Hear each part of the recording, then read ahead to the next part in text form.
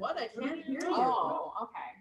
Well, hey there, everybody. Welcome to the team meeting. Yay! Those joining in person and those joining on Zoom. We're so glad you're here.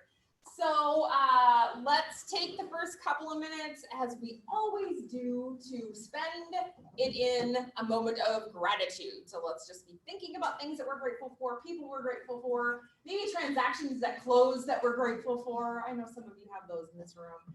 And so just take the next 30, 45 seconds and a little bit of gratitude time.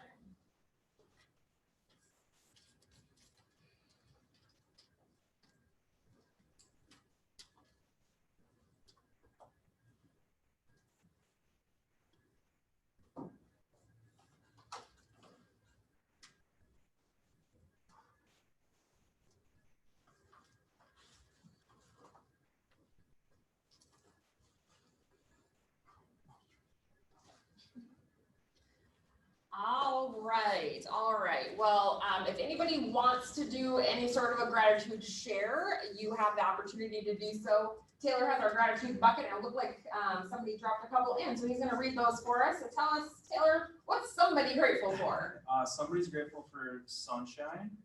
Oh, yes. Oh, And then another person said, all our incredible agents who selflessly give their time to teach classes. You rock. No doubt. I agree with that very much. So awesome.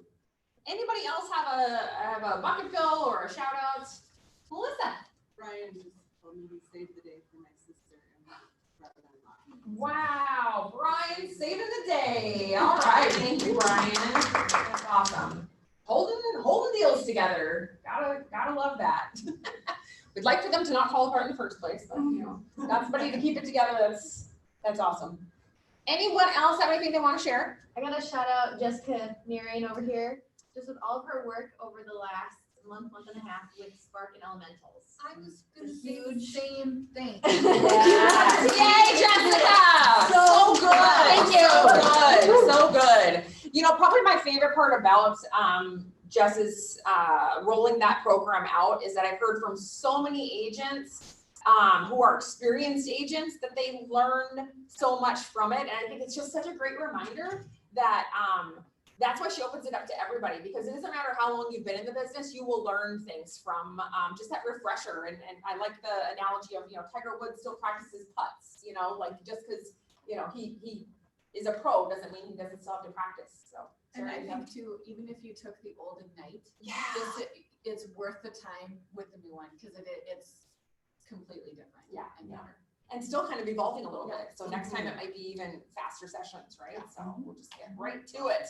Meat and potatoes only, friends. No fluff. No fluff. All right. I don't want to take anybody's chance to share anything else if they have anything. Otherwise, we will do coming soon and buyer needs. Taylor, take it away. Cool. All right. We had a bunch in there when I was looking earlier. So again, reminder, put up your coming soon and buyer needs on this spreadsheet. And then after the team meeting, every 2 weeks, I put it in the Facebook group so you guys can reference it. So we won't hit on everything, but we'll hit the highlights here. So going through the listings, Ronnie, you got one coming ASAP, 500 to 600 in the South Metro, new build. I thought I saw, yeah, there you are. No, that's a Oh, wait, need. buyer needs. Oh. That's a buyer need. No, but yeah. Okay, cool. Oh. We'll copy and paste that into the buyer needs. That's an awesome buyer need though. Yeah, that's great. And they're pre-approved, they're ready to go. Hey, Awesome. better. Good job, Ronnie. John and Allison, they've got one coming on Saturday, 3:35 in Shakopee. It's a four-level split, 4-bed, 3-bath. Corey's got one coming on Friday, 227 in Lakeville, townhouse, 2-story, 2-bed, 2-bath. Michelle Markison has a bunch. The first one, 13th, 259.9 in Apple Valley. It's a multi-level townhouse, 2-bed, 2-bath. August 20th, 250 in Lonsdale, single-family split, 2-bed, 1-bath. And then a couple in September, early September, 225 in Circle Pines. That's also a townhouse, 2-story, 2-bed, 2-bath. And then 275 in Farmington, single-family split, 3-bed, 2-bath. Chris Savini has one coming on next week on the 13th, 350 in Egan, 4-level split, 4-bed, 3-bath. Zach, I see you back there. You got one coming on early September, 260 Minneapolis, 1.5 story, 3-bed, 2-bath. Anything you want to add to that one? They're probably gonna add a closet to the basement bedroom that already has an egress window to make it a 4-bed. So we Okay. probably won't change price even if they do that. All right. Jason Oliver has one mid-September, 85K in Blooming Prairie, 2-story, 3-bed, 3-bath. Candace has one on Friday, 200. Not sure the address on that quite yet, but townhouse, 2-story, 2-bed, 3-bath. And then Jessica has a couple coming on tomorrow, 150 in St. Paul, 2-story, 2-bed, 1-bath. Anything to add to that one since you're in the room? St. Paul? Don't judge me. Okay. And then, and then 269.9 in Burnsville, 1-story, 4-bed, 2-bath. It's 150. Let's just repeat the. Again, don't judge me, okay? When you go see it, you'll understand why I said that. Okay? How about anything to add to the Burnsville listing? Yeah, they had carpet and they ripped it all out, hardwoods throughout, and really big lot, really quiet street. Cool. Excellent. Cool. Any other coming soon listings that you guys want to market? Anyone in here, or go ahead, post in here, post in the comments. All right, we'll move on to some buyer needs. Whoa. Yeah, lots of stuff. Like I said, post this and reference it. Zach, you're in here. You got a bunch of them. Anything that you want to highlight, like your A++ one that you're really looking for some help on? Arlington is kind of those areas as a military family coming from Maryland. So they need to find something pretty quick because they close on their house in Maryland at the end of August. So Farmington, Lakeville, Northfield, up to 300, Yep, single family, at least 2-bed, 2-bath. yep, Prefer 3, but could go with 2. yep. Okay. Northeast Minneapolis is they've been looking for a while, but decided they are looking for single families in Northeast Minneapolis. And then the Brooklyn Park one, they've lost on a couple multiple offers. So definitely looking, all of them are A buyers ready to go. Okay. Who else is in the room? Jessica, do you have one that you want to highlight? Like that your biggest Disney. need of help? The townhome that is, the first one, South Metro. Okay. Yeah. So 250 South Metro, single family or townhouse, at least Yeah. 2-bed and at least 1 Yeah, bath. that's probably the most urgent Okay. one on there. Cool. Again, I'll post these on Facebook so you guys can reference these and then, network and get some houses sold or bought. And then I'm going to stay up here. I wanted to, if you want to go back to the slide, just wanted to share some numbers after wrapping up July. So, all right. So I was looking at numbers comparing this year's July to last year's July. And then we also had some all-time records. So the most our office has ever done, period. So those are in red. So I'll start closed units. We were up 34% compared to last July. Crazy. We almost broke our all-time record. We were 1 short, but we broke it last month. So good stuff. Same with closed volume. We were just short. Last month we broke our all-time record, but we're still at 43% compared to last July. Big one, listings taken. That's what we need right now. Listings taken. All-time record, we broke that 41% more than last July, and we beat our old listing record by 13%. So you guys crushed it. Yeah. Same with listings taken volume, obviously. So that was up 55% and then crushed our all-time record by 10%. Listings sold, not an all-time record, but we were up 25% compared to last year. And then the volume on those listings was up 47%. Contracts written, we did break an all-time record, broke our all-time record by 5%. And we were up 44% compared to last year. And then contracts written volume, also all-time record, obviously, up 4% from our all-time record and 53% month over month. And then closed GCI, that's the money that goes into your guys' pocket, up 46% compared to last July. Wow. Yeah. Briefly, how does that compare with MLS? I haven't looked at so the MLS takes a few weeks to put their data out for the month. So I can't compare apples to apples with July yet, but I mean, it's not this. No. I mean, we're talking 40, 50 across the board. Maybe we can post it in Facebook once MLS puts their number there. They have a lag time. Yeah. A big lag time. Yeah. So, So, I mean, and you guys are doing this in a pandemic, right? right. So, elementals, Ignite, we've had Bold, listing competition. We're doing all this stuff to help you guys stay productive, and it looks like it's working. So, and I'll just point out, some of these numbers are what we call windshield numbers, and some of them are rear view numbers. So like closed units, listings sold, closed GCI, those are rear view because those already happened. The windshield numbers, those are the ones we're breaking all-time records in. Those are the ones that you guys are crushing. So good job. So it stands to reason that the rear view records might be broken next month or the month Yeah, after. exactly. Since these are the Right, indicators of right, what's coming. exactly. So, So good job, guys. yay, let's celebrate that. That's awesome. And we'll keep the celebration going. So all these folks have capped. So Kaylee, Tammy, John and Allison, Caitlin and Caitlin have capped. And so we're so excited for them earning 100% of their commission. Yay! Happy day. And then we've got lots of new faces around the market center. So I don't think any of them are here in the room today, and I don't know if they're on, but we'll just say we're welcoming Abby, Adriana, Sarah, Elizabeth, Sue and Joe, and Yuri. So when you see these guys around the office, please give them a warm KWPR welcome. I'm so glad to have them. Wrong button. There we go. All right, okay, so a couple of featured classes I want to bring your attention to. So today, we had Eric Hoffman speaking just last week, I think it was. And so he taught the class on profit share. If you weren't able to be there, or if you left with any kind of questions about profit share and how you can be making the most of profit share and really setting yourself up for that passive income, I'm going to be doing a Q&A about profit share in this room 15 minutes after team meeting. I'm going to, go get a glass of water and I'll be back in here. So, so come on in or stay on Zoom and we'll keep the conversation going. Or do we have a different Zoom link? Hop off Zoom. I think it's the same. Same one. So just stay on. Just stay on. All right. And then Thursday, August 6th at 11, we are Branch Property Investigations is going to be doing a class on 6 areas buyers should pay most attention to when walking a house. See, that's 6 times fast. And then Friday, August 7th, we've got Mastering Your CMA with Jason Herkamp.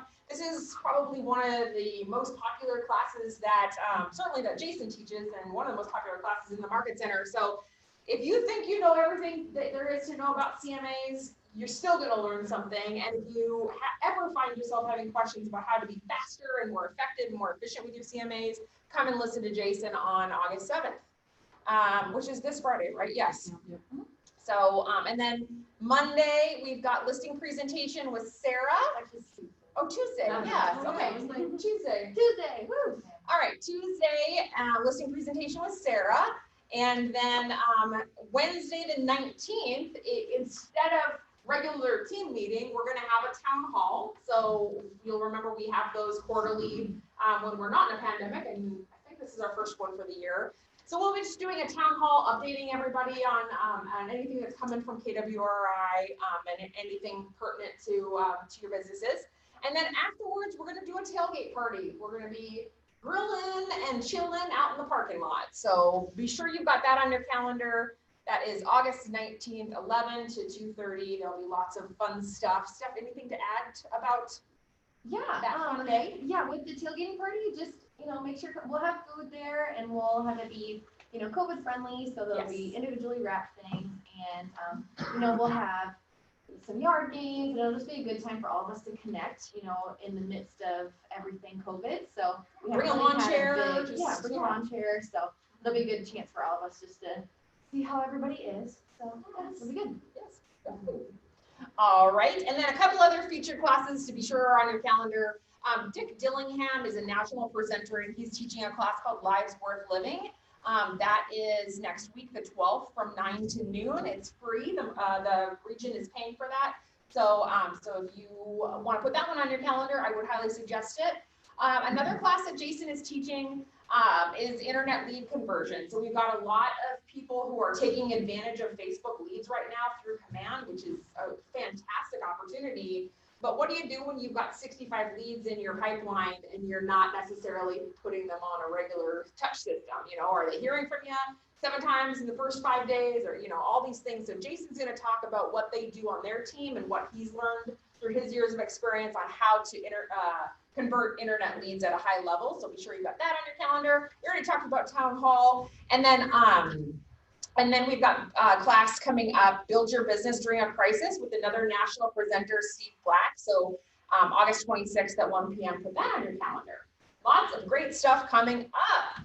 Also, Keller Williams International is bringing back by popular demand, a featured class, let's say, class/conversation mastermind called Wealth Building Wednesdays, and it will be bi-weekly at 3 o'clock via Zoom. So you should have gotten that information from an email or in an email from KWRI, but we will also put that in the Friday emails and put it in the Facebook group. So not only about what is profit share and how to use it, but we're going to hear, you know, stories and hear from the team who wrote the Millionaire Real Estate Agent book. Jay Papasan is co-author, and just hear from top agents who are earning at a super high level. This is, as Aaron Kaufman pointed out, it's the greatest benefit that KW offers that unfortunately only 30% of people are taking advantage of. So we would just love to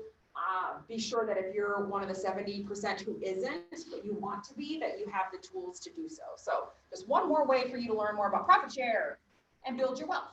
Also, lots of good stuff coming up. Mega Camp. It's going to be a digital experience this year. So although we will miss flying somewhere and you know, doing all the fun stuff that we do together, with that, we get to save lots and lots of money. So your ticket, you don't have to spend $800 to go to Mega Camp. It's only $109. So, and we're going to do a poll. We can actually get a discounted ticket price if we get enough people who want a ticket. So I think we're going to put a poll in the Facebook group. If you're interested and you would like for sure buy a ticket, make sure you answer in that poll, because if we get enough people, then you probably get it for like, I don't know, 85 or 90 bucks or something. Yeah, I can't remember off the top of my head, but it's less than 109. It's less than 109. That's all that matters. Oh, Mega Camp is so twice a year. Keller Williams International hosts the biggest real estate conferences on the planet. One of them is Mega Camp, and so there's family reunion and Mega Camp. Mega Camp is like real estate TED Talks. Gary Keller interviews the top people in various aspects of their business and drills deeply into, all right, you are the king of farming. Talk to us about what you do. What exactly, how do you do it? What's your plan?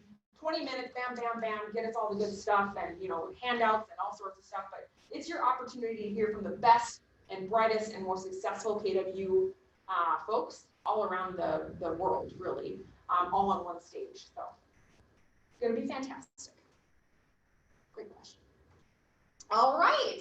And Brian has an update for us. So come on up, Brian. Taking a break from your superpower saving transactions back there from Melissa. Give us an Yeah, update. so I've got a break, taking a break from that. I've talked about this before, and I want to talk about it again because it just came up. I'm working with one of you, and it's right at the top of the list again, is our recast program. Not a lot of mortgage companies have it, where a customer can buy a home and put money down on that mortgage later and then recast it to a lower payment based on the lower principal balance. And where that comes into play for us is you've got customers, they've got a lot of stuff in their house. They don't want to sell first before they buy. So they want to buy and then sell their house over the next 2-3 months. All right. Well, but they have all this cash in their old house that they haven't sold. How do we put 20% down or 30% down on the new purchase? All right. What they can do is take on the new, let's say a 300 grand purchase, we put 5% down. It's got mortgage insurance, and we close on that home and then sell this home 3 months later, take the 100 grand, apply it onto the new mortgage, recast it down to a $200,000 mortgage. Now we're below 80%, no mortgage insurance. they get a lower payment, eliminate the mortgage insurance, and they didn't have the timing issues and that kind of thing, trying to sell and buy. I've got a customer who's just got a lot of stuff, they just can't do it. Or they'd have to put everything in storage, and it's just, it can be a pain. The couple issues with it is they need to qualify for the new mortgage with the old mortgage. Not for everybody, but a lot of our customers can qualify for that. They really can take, when they apply the cash, it has to be at least $5,000. Obviously, it's probably going to be a lot more than that. And the goal is to then get below 80% to eliminate the mortgage insurance. Okay. Any questions on that? Okay. It's a good program, a good thing for our customers, at least to know, where they don't have to, and we always get it done, selling and buying on the same day, but our customers think that's impossible, you know, so that gets done, but this might be a way to avoid that issue. Interest rates. We are just back to rock bottom. You know, VA, FHA, USDA are below 2.75. Pretty much all conventionals are below 3%. I'm doing a cash out refinance conventional at 2.75 right now. The rates are crazy low. And I'm pretty sure you do it, but if you have any reason to knock your customers off the fence to buy, low rates obviously is a big. Lastly, Drake is still doing Zoom, Skype calls for a lot of you right now, but there's always room for more. We all have customers out there that don't know about us, haven't heard about us. We all could use some marketing help, and we're here to help you on that too. Excellent. Awesome. Thank you. Appreciate it. All right. And Jessica, did you have a productivity quick little update for us? I do. Okay. Okay. So you can see here that Tuesday, Wednesday, Thursday, I collect numbers. Ronnie, you are a steady one to come in. Yeah. So it's open to anybody. It's from 1 to 2, and basically it's accountability and number reporting, and then we do lead gen. So basically, and you can do it on Zoom. You can come in. We have found that that's a good time because meetings are kind of done by then. And so this is showing how many showings you've done, how many conversations you've had, how many note cards you've written, and how many people you've updated in command. And really what I'm finding is that this is helping people get a lot of business, which we have incidentally. I don't really know how many, Taylor. You could probably give me, if I would have given you a notice, you could have told me, but we have at least 10 pendings. Great. It could even be more than that, because I get an update every day for listings and buyers, and we have combined, I think we might even have closer to 15. So yes, it's amazing. yes. That's so good. So good. I'm going to give Jessica and the productivity agents a shout out to say that her coach pointed out something interesting to her, which I think is so worth celebrating. The benchmark for a productivity program, they like to see that 50% of the agents in that program are producing. So they have a transaction that they're working through, 50%, because some people are just getting started and so forth. So in any given period. And Yes. what do you think Jessica's productivity program is? What do you think her number is? 5. It's just 5. It's 5-ish. You are now in productivity. Kelly's the newest. Congratulations. So good. Hey, 60. Ooh, not ooh. It's somewhere between those numbers. E-class. 80. E-class. Ah, E-class. Okay. The wing's getting closer. 80. 75. 85%. That is such a good number. Yay! So that represents a lot of not only lives change, because you guys are, all the productivity agents are out there doing business and changing people's lives, but the agents' lives are changing, right? Because we know that the faster somebody gets into production, the more likely they're going to stay in real estate, and that's what we want for everybody. So I just say big congratulations to you and your program and to all the productivity agents. So thank you. Yes, Appreciate and you. how many people are joining? Like we have tons of appointments and Joanne is a steady one to bring somebody in every week, which he's gonna continue to do. He's gonna disappear his cap for 10 years. He's gonna be here for free. We're gonna be paying him to be here before too long, and that opportunity. And I will say, as a quick plug about coming to Profit Share, the Profit Share Q&A. One thing that I am going to share with you during that time is how in 3 years you have to do one thing per quarter, and in 3 years you literally will never pay us again to be here. So come if you want to understand what I mean by that. What's your little come on? Okay. All right. Sammy, do you have a tech tip for us? Just a quick one. Okay. So if you do not have Kelly on your phone, please download it, because what the office is doing anytime there is a compliance issue, they are messaging you and it will come through Kelly.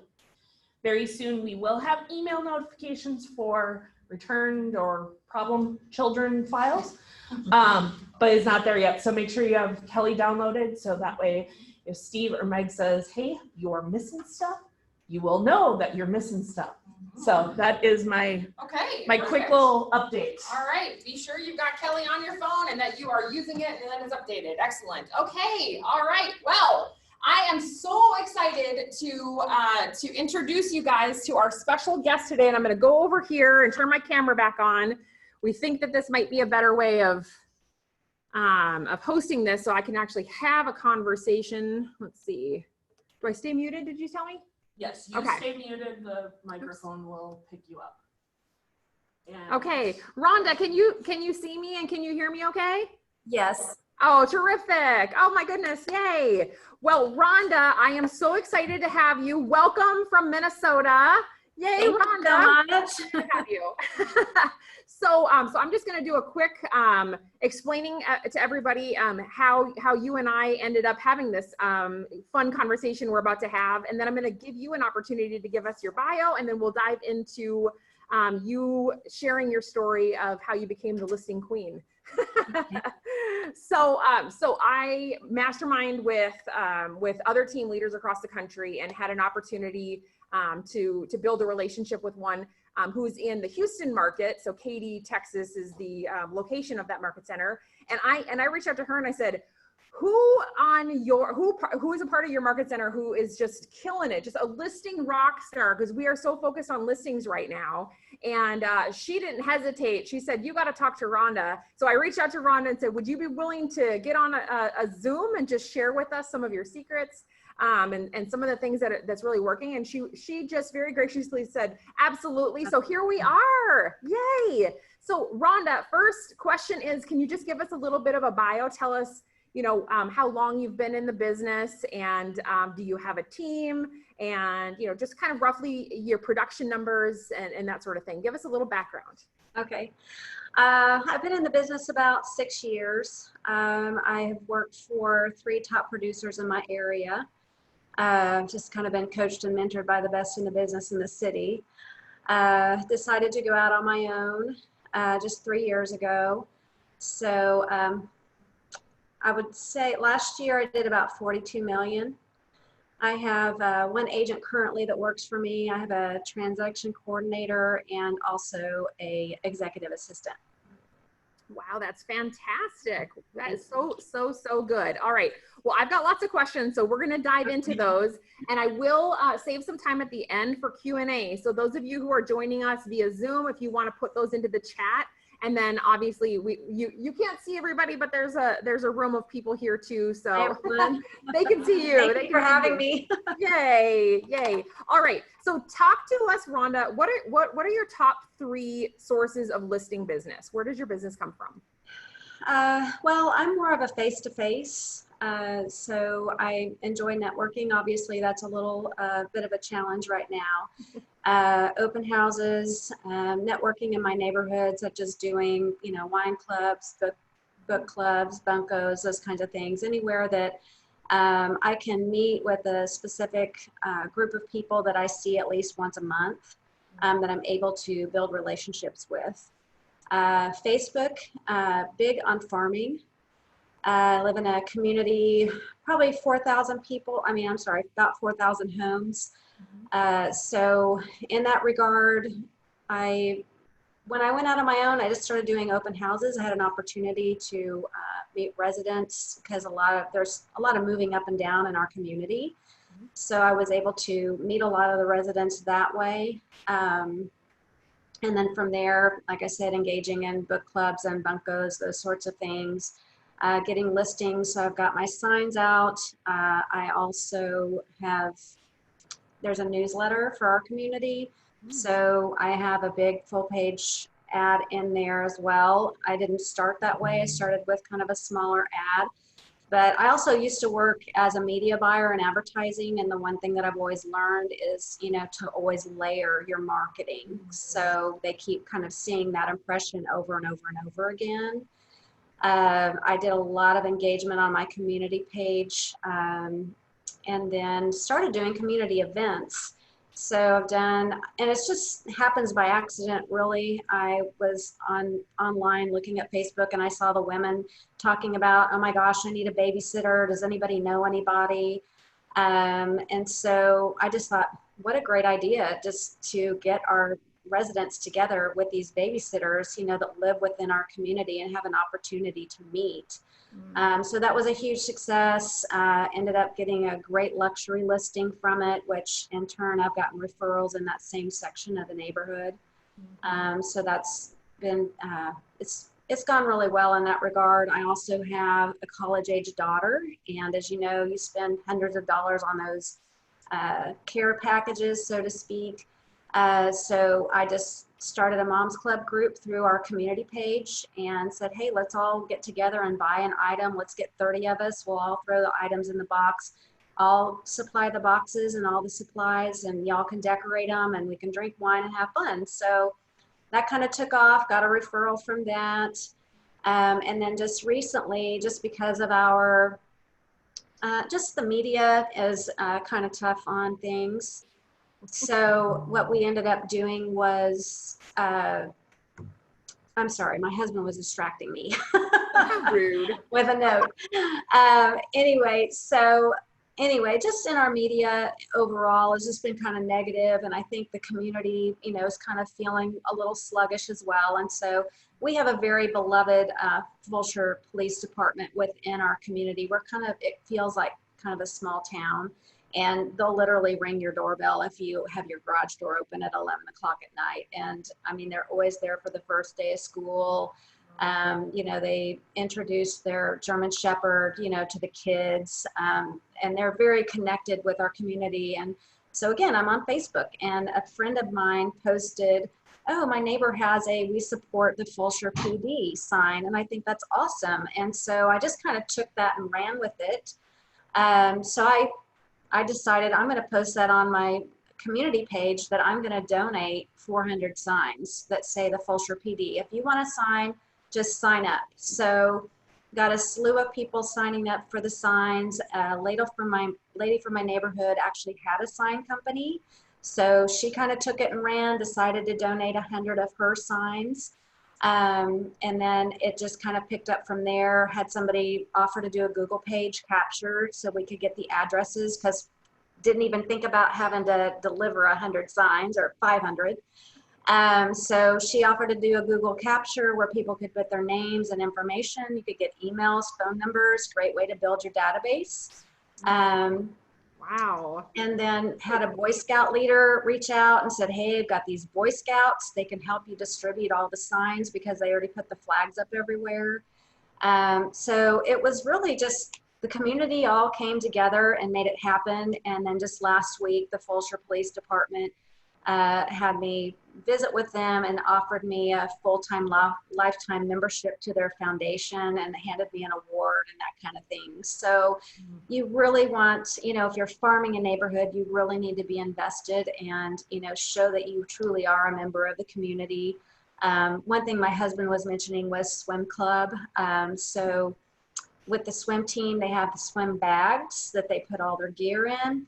Put my logo on there, and yes, it cost me a little more money to only have my name, but did that. And then we have a Bahama Bucks kind of icy thing. And so I did an icy day with the swim team and offered free ices for the kids. And then from there, they put you on the website. A girl that was one of the coaches, she referred me to somebody. And then in turn, they referred me to somebody. So it's for me, it's a very relational business, you know, caring for your community. Another way I capture leads is a lot of us use Facebook engagement. If I see somebody that has had you know, their daughter's getting married or somebody's graduated or a new baby, they have something here, it's called send out cards.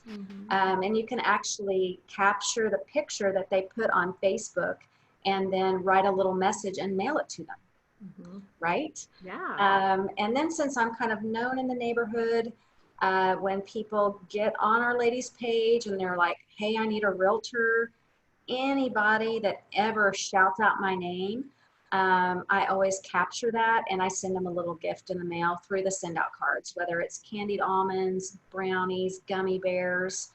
And they sure, I mean, like one Christmas, you know, those little Target blankets that are like $5 a piece. I put that in little fuzzy socks and put it in a little bag and stuck it on their porch, and they just think I'm the best thing ever. So wow. I just love on people. And I can tell that you love loving on people. So I do. You know, I think that's the name of the game is leveraging the thing that you love most so that, you know, you're out there working, but it doesn't necessarily feel like it's a chore. So it's obvious that you really, really care about your community. And I think it's fantastic. So I'm going to guess that your lead generation routine probably looks different than the MREA model. Would you describe for us what your lead gen routine looks like? It is a little out of the box, but one thing that I did learn from a top producer that I worked for is always try to set at least 7 appointments a week.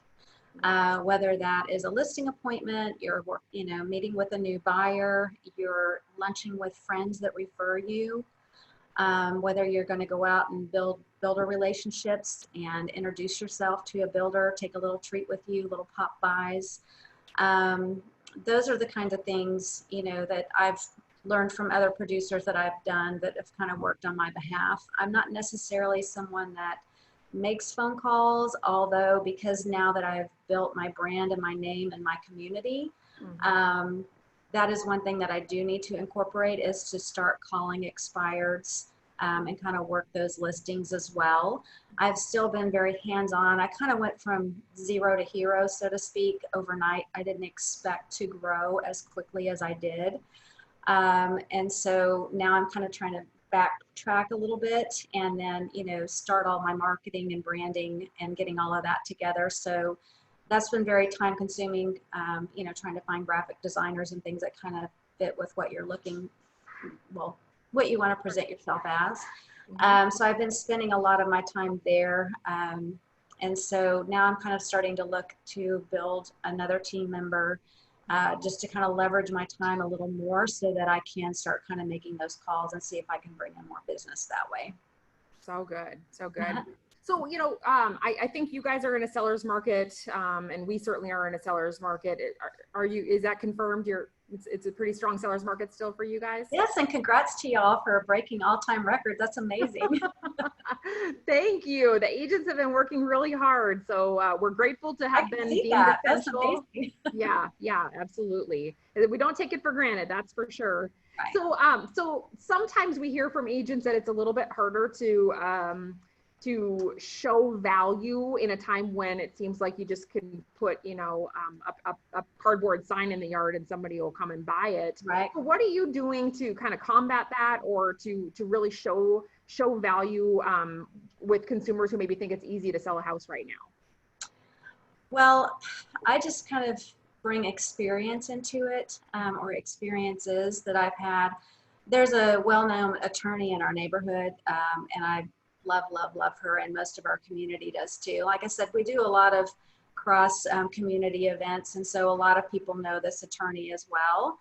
She's fairly new, but a situation is she met with me to list her home, and then in turn found out that it was a seller's market and decided to sell her house herself. And yes, I'm answering lots of questions. Attorneys can, they not necessarily should, but they can.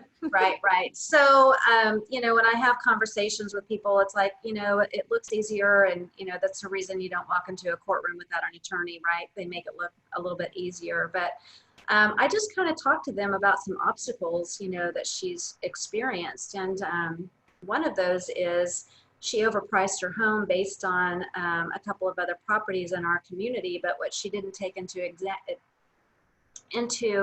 consideration is it had an extended patio cover with cedar ceilings.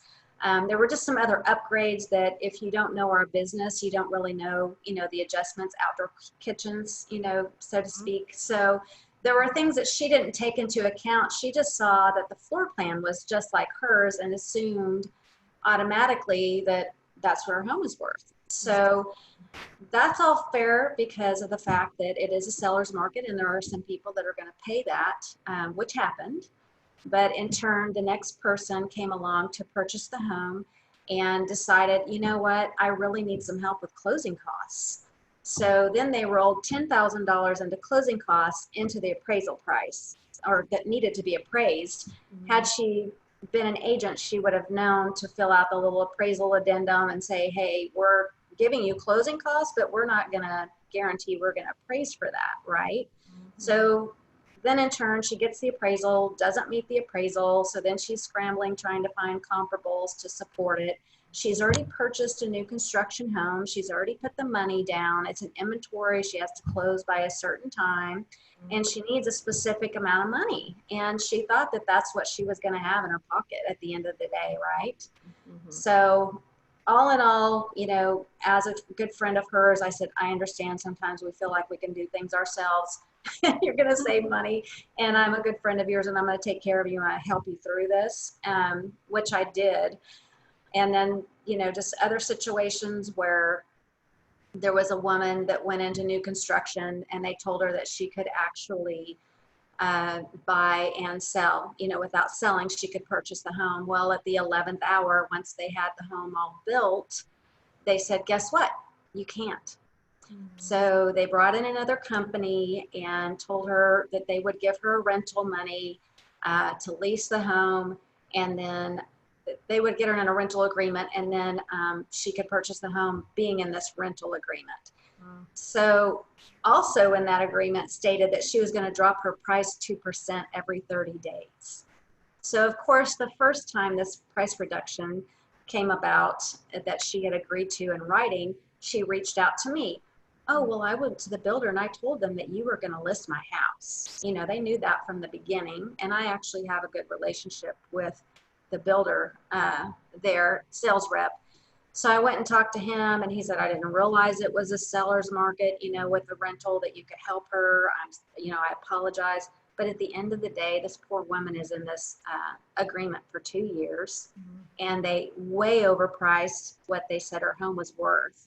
So there she thought she had all of this extra money in her pocket and she would be happy to pay 6%. I mean, she was upside down and didn't know it, and it's still on the market, and they're still dropping the price, and there's literally nothing she could do. Oh dear, oh dear. So there's just all kinds of trouble that we get ourselves into, and, you know, all the loopholes that are written into contracts. You know, if you don't know what to watch for. Like I said, you wouldn't walk into a courtroom without an attorney. It's about the same thing with a realtor. Yes. It's a great analogy, and I think that's just a good reminder for all of us is, you know, sometimes when we're living through those stories that feel a little, you know, we feel a little sucker punched or feel a little frustrated by something. Right. You're just collecting a testimonial for, you know, for this exact conversation where you can share a cautionary tale of somebody who, you know, made a similar mistake before you. And if you don't have your own cautionary tales, you can borrow Rhonda's. I'm sure she's fine with you borrowing. That's right. I've got plenty of them. save you the hassle, or just ask the agent next to you. I promise that they have a cautionary tale. All right, Rhonda, talk to us. You mentioned open houses. Talk to us about your open house strategy. Do you do anything special, or how do you tackle open houses? Well, of course, we put them on all of the Facebook, you know, boards and all over our Facebook page, and then, you know, also send them out to the agents. Another thing that I do in my community, because a lot of my listings are here, is anytime someone makes an appointment to view one of my properties through showing time, it always has the agent's name and contact information. And so I have had my assistant capture that and put it into my database. So whenever I have an open house, or if I have a new listing per se, or a price reduction, then I send it out to all of those agents, because those are the agents that I'm targeting. Those are the ones that are bringing buyers into my community. So a lot of times, I mean, I've actually missed out on a listing because they met with someone else and he didn't sell it. So they, in turn, second runner-up called me, and I talked to him and I said, you know, I just thought we had this great connection and we, you know, we're on the same page with this. Could you just tell me for the future why you chose this agent instead of me? And he said, because he told him that he had all these relationships with relocation companies, that he was going to be bringing all these buyers to my house, you know, to purchase, that sort of thing.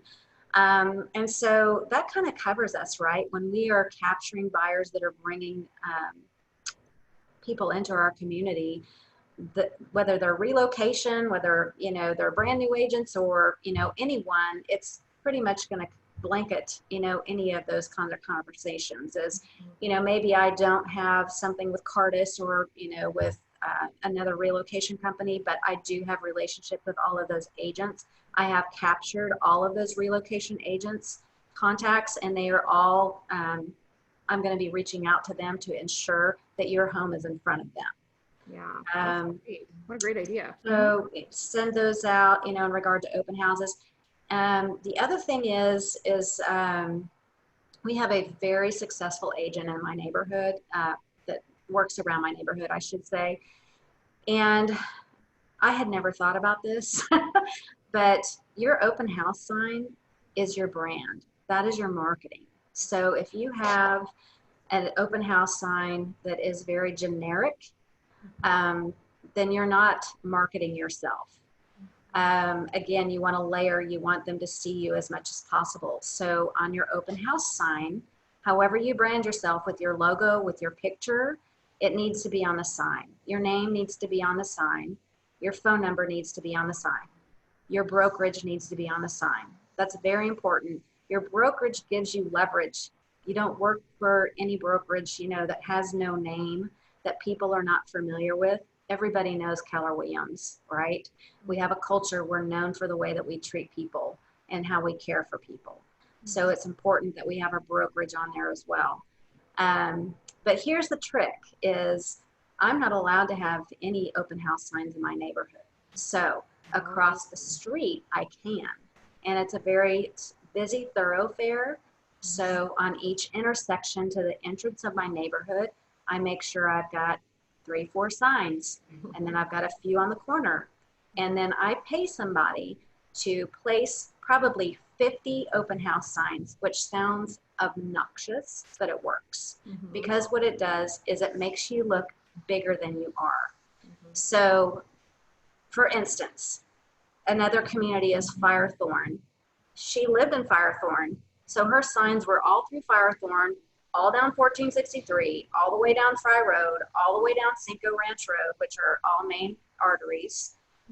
And I ended up talking to an internet lead, and they said, oh, well, we're going to go with Nicole Freer because she knows this neighborhood. So at that point, she was kind of newer. I don't know. I think she came from a team, but I looked her up and she didn't hardly have any production. So basically what she did is she made herself look huge. Yeah. She had those open house signs. I mean, we have a main, it's called I-10, which is a highway basically that connects. I mean, those things were for miles. And I just, you know, at first I thought, that's so obnoxious. But what she did is she layered her name over and over and over again, and she made it look like she owned this part of town. Wow. So just with her open house signs. Yeah. Consumers don't know if it's a for sale sign or an open house. They don't necessarily know. They just keep seeing your face and your brand, and that's so good. Okay. And the other thing is if you can have open house signs and you place them on corners or what have you, they always end up in in the yards, right? So it's sweet of you to go to the door and say, hey, I'm having an open house on Sunday from 2 to 4. I'd like to place a sign in your yard. Would that be okay? So again, you get FaceTime with another neighbor. You know, you're showing care and respect, which always goes a very long way. Yes, yes, so true, so true. Okay, I'm gonna roll 2 questions into one, and then I'm gonna let everybody ask questions if they have some. So I want to know, what are you doing to thank your sellers, and then also what's your strategy around getting repeat referral business? I'm going to guess that those two tie together somehow. So give us what your strategy is after the sale. After the sale or after the appointment? After the sale. Okay. To thank sellers. So now we've moved all the way through. You've sold it, and now how do you thank them and get repeat and referral business? Okay. I actually kind of work that aspect at my listing appointment. Perfect. Yeah, perfect. But anyway, yeah, share your strategy. That's okay. Well, I mean, obviously I always thank them for meeting with me and the opportunity to earn their business. But from there, it's just, you know, I would really appreciate if you have a great experience with me and I take great care of you. In the end, you know, it always helps me to grow my business and care for our community. If you could share that with a few of your friends. And they're always like, oh yeah, that'd be great. Of course, you know, everything. And then after the listing appointment, again, send out cards is my friend. So you find some kind of cute little gift or brownies or whatever. So if they have 2 little girls or whatever, then I send like little gummy bears. But it's a nice presentation, because you always want to present yourself as luxury, right? You always want to show up at an appointment, you know, with a nice button-down shirt, slacks, or if you're, you know, female, you want to look professional. People, this is their biggest investment. So you want to present yourself in a professional manner. I've actually had a luxury appointment, and my client called me and she said, yeah, this agent's out on the curb. She's sitting in khakis. He would never dress like that. I mean, you don't think that people think that way, but they do. So you have to be careful to present yourself professionally. But again, I send a little gift anytime people mention my name to anybody. Then I always send them, you know, like a little something, whether it's a little grab bag with something sweet, or, you know, I think Tiff's Treats has like little chocolate chip cookies with ice cream that you can send to the house. Anything like that, just to say, you know, thank you. I appreciate the fact that you've took the time to refer me to somebody and that you've entrusted me with that. Then you follow up with a thank you phone call, you know, to those people. And then I also give my referrers a little gift as well as a thank you.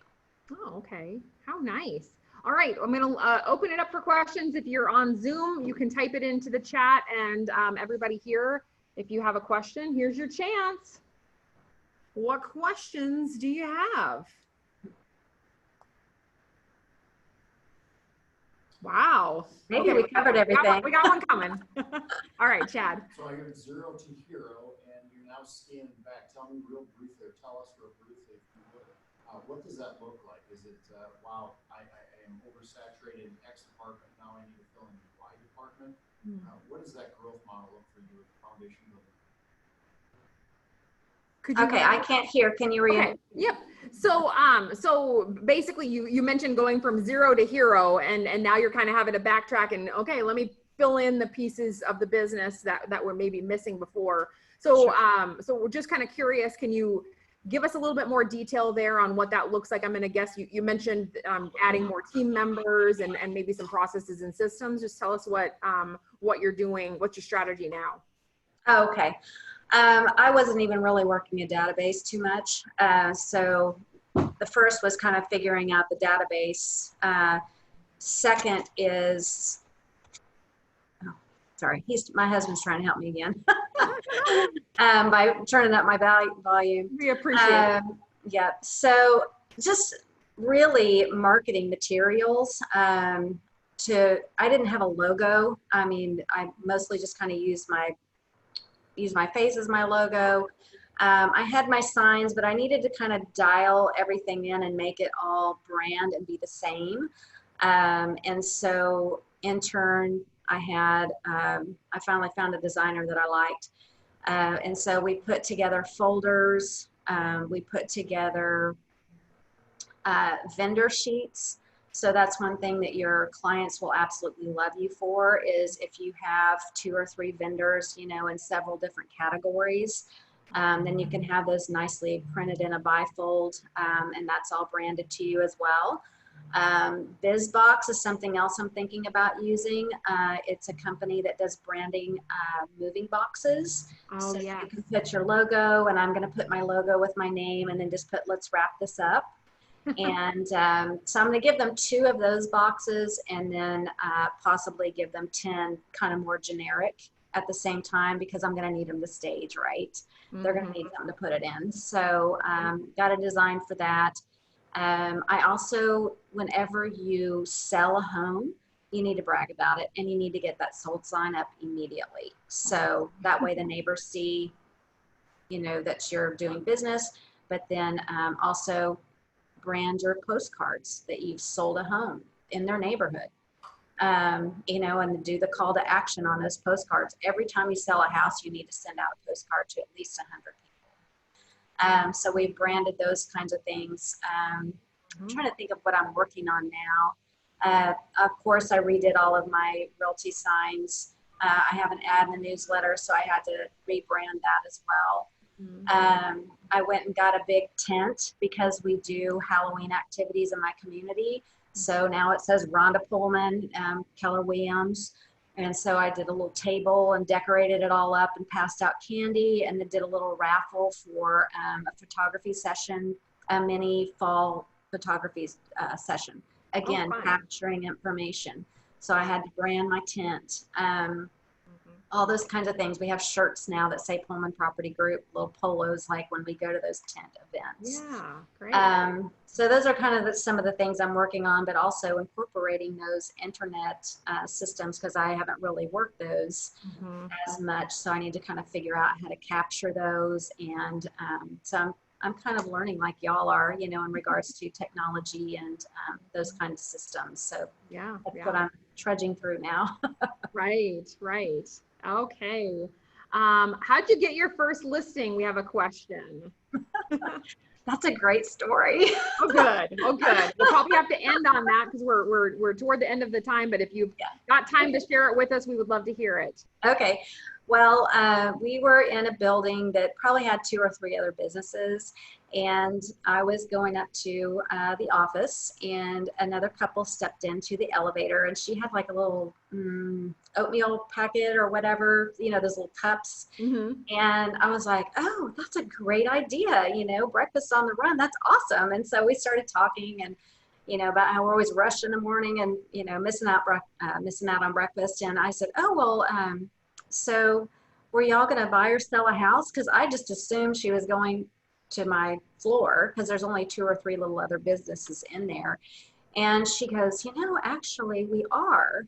But we've been talking to our neighbor forever, trying to get the value of our house. And, you know, she just hasn't had time to come by. And I said, well, I can come over today. You know, what time do y'all get off work? And she's like, oh, around 5. Yeah, we have a little business in this building. And I'm like, oh, that's great. I can go ahead and put it together for you and just run it down if you like. And so ran it down, talked to them, invited me to their house, and boom, got the listing. It's all over breakfast. Oh my gosh, that is a great story. Yeah. How fun.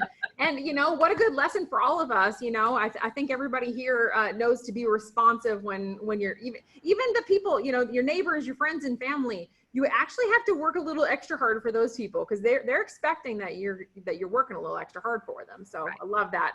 Well, Rhonda, thank you so much for everything that you shared with us. I really appreciate your time.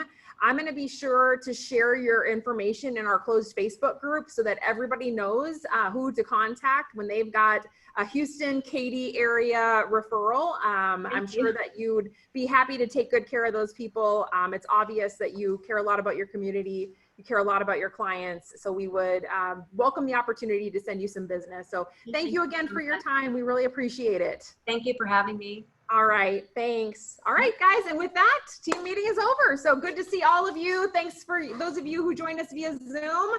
Make it a great day.